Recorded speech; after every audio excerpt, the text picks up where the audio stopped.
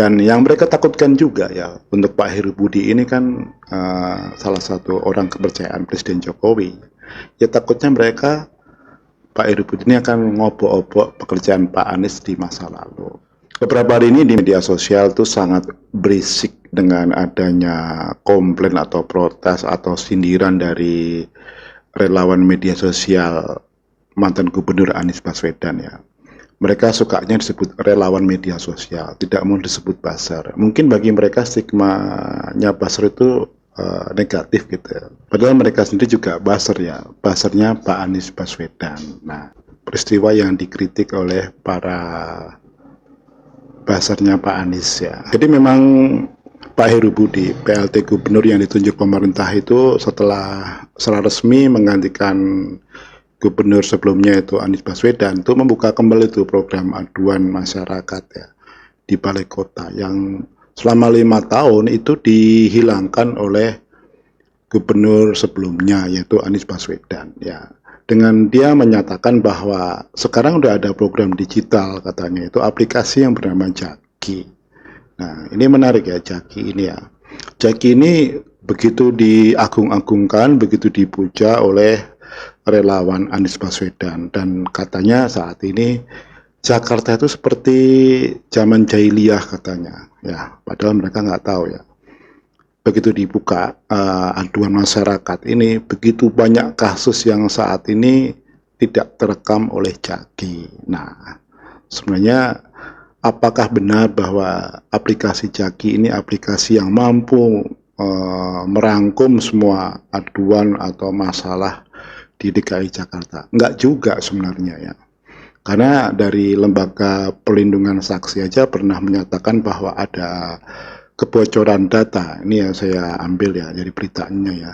Jadi LPSK itu pernah meminta Pemda DKI Jakarta ya sebagai pengelola Jaki itu tanggung jawab adanya kebocoran data identitas pelapor anonim. Ini yang menarik ya. Ya, meskipun Jaki itu pernah mendapatkan penghargaan di tingkat ASEAN ya. Jadi untuk bidang inovasi, jadi untuk aplikasi untuk sektor publik ya.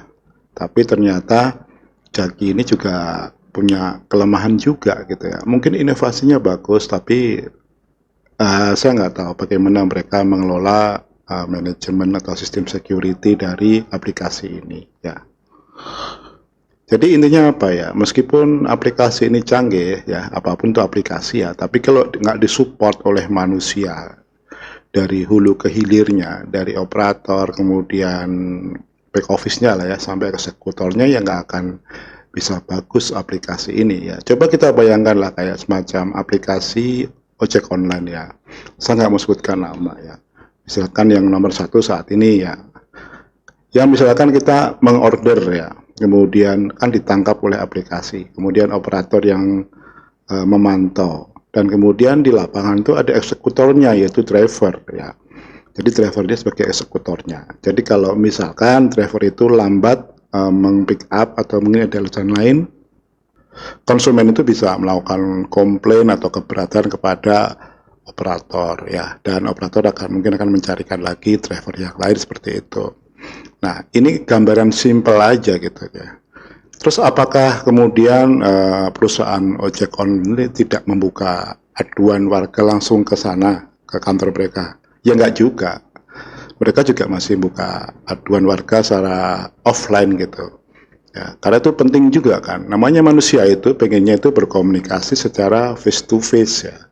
Memang kalau dalam teori komunikasi yang paling efektif itu adalah komunikasi face to face karena kita bisa melihat gestur, mimik, dan artikulasi langsung dari lawan bicara kita. Jadi misalkan kita melakukan aduan tentang apa banjir, nah, kita bisa secara spesifik memberikan gambaran. Kemudian juga kita bisa melihat reaksi bagaimana tanggapan dari petugas atau customer service yang melayani kita. Nah, kalau sekarang saluran komunikasi ditutup, ya pastinya orang juga bingung juga ya. Dan yang kedua, masyarakat kita itu tidak semua melek teknologi. Ya kalau beberapa kelompok umur, misalkan yang 50 tahun ke atas, ya mungkin mereka sudah malas dengan seperti itu. Mereka lebih nyaman berkomunikasi secara langsung ya. Bukan berarti mereka tuh orang jadul, enggak juga kan. Itu kan semua ada masanya, ada periodenya gitu ya. Yang mungkin kalau anak-anak milenial mereka lebih suka menggunakan aplikasi. Tapi salah satu kelemahan dari aplikasi itu adalah respon ya. Kita ketahui respon dari aplikasi itu kan adalah robot yang sudah ditemplate ya. Dan kadang-kadang karena itu komunikasi tidak langsung, biasanya juga operator tidak bisa langsung memfollow up juga. Mereka nunggu dulu dikumpulin ya.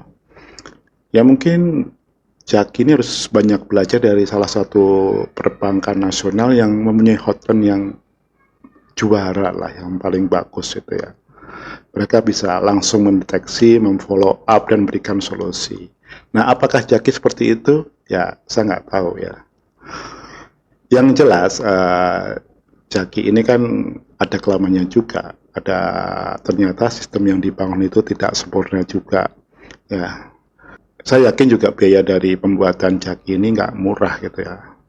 Karena pemerintah DKI Jakarta harus menyediakan banyak hal dari mulai softwarenya sendiri, kemudian supportingnya, kemudian komunitasnya, kemudian sosialisasinya, itu nggak murah gitu ya. Nah, sekarang kalau kita kembali pada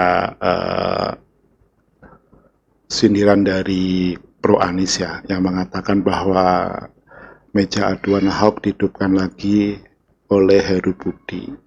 Ya, menurut saya ini benar juga ya. Selama ini kan justru saluran komunikasi tersumbat di sini.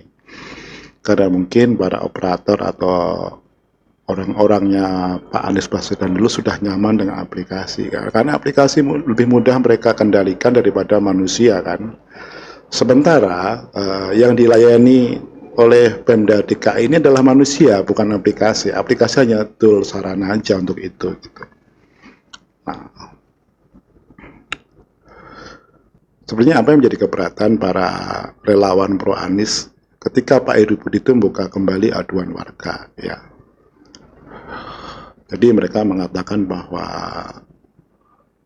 Pak Heru Budi itu mengembalikan Jakarta seperti zaman jahiliyah katanya. Kan udah ada aplikasi Jaki katanya. Ya, sebenarnya bukan itu ya. Kalau kita lihat timeline waktu, paralel waktu sekarang ini, begitu Anies Baswedan turun dari jabatan gubernur, kita lihat siapa yang kembali mendapatkan sorotan publik dan media, Ganjar Pranowo. Ganjar Pranowo langsung menyatakan siap dicalonkan sebagai presiden. Dan ini langsung mendapatkan respon yang positif dari beberapa partai. Sementara Anies yang sebelumnya sudah mendeklarasikan sebagai capresnya Nasdem, justru sampai sekarang tertatih-tatih dia harus mencari koalisi. Dan saat ini hanya Partai Nasdem saja yang bersedia mencalonkan Anies, sementara partai-partai yang lain kelihatannya masih enggan atau ogah-ogahan untuk bergabung dengan Nasdem. Ini yang bikin para relawan Pro Anies begitu meradang gitu kan. Apalagi Anies sudah tidak lagi menjadi gubernur, jadi otomatis perhatian masyarakat juga tidak lagi fokus ke Anies ya. Dan yang mereka takutkan juga ya, untuk Pak Heru Budi ini kan salah satu orang kepercayaan Presiden Jokowi. Ya takutnya mereka, Pak Heru Budi ini akan ngobok-obok pekerjaan Pak Anies di masa lalu. Kita ketahui Formula E masih menggantung saat ini di KPK. Entah kapan akan dieksekusi oleh KPK, maksudnya dilanjutkan proses hukumnya ya. Entah itu hasilnya nanti Anies jadi tersangka atau Anies tidak bersalah, ya itu lain lagi ya. Tapi kalau kita perhatikan dalam proses ini, relawan Anies yaitu Jawara Bang Japar sudah melakukan namanya tekanan-tekanan kepada KPK, itu yang menarik ya. Jadi mereka sudah melakukan namanya semacam persekusi mental terhadap KPK. Karena mereka selalu mengatakan bahwa Anies itu bersih, Anies itu tidak bersalah ya. Dan mereka sekarang menyalahkan Ahok.